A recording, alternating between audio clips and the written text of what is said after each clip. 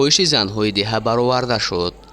бо дастгирии соҳибкори ватанӣ дар ноҳияи Ҷайҳун корхонаи истеҳсоли кооперативӣ истеҳсоли шарбату компоти мевагӣ ба истифода дода шуд.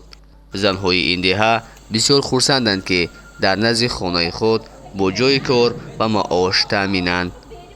ин корхона дар як баст фаъолият карда то 30 нафар занро ба кор фаро гирифтааст.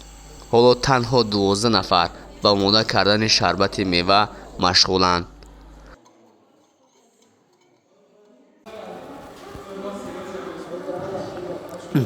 бисёр ҳам таъми хуб.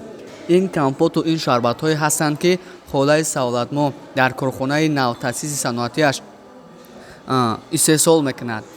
ҳамаи меваҳои хатлониро ҷамъ карда компоту мана шарбату дигар намуди маҳсулотро омода мекунад.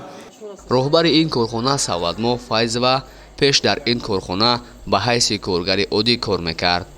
ӯ мегӯяд баъди аз кор мондану ба харобазор табдил ёфтани ин корхона бо хоҳиши занҳои деҳа ва кӯмаки шавҳар дубора ин ҷоро барқарор намудааст.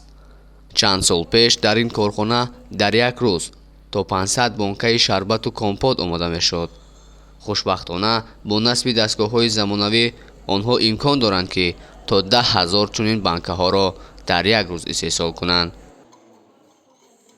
ба холаи Савлатмо бо дастгирии лоиҳаи рушди агробизнес дар Тоҷикистон ин дастгоҳҳо тақдим карда шуд ва ҳоло тақрибан 3 моҳ мешавад, ки бо онҳо кор карда истодааст.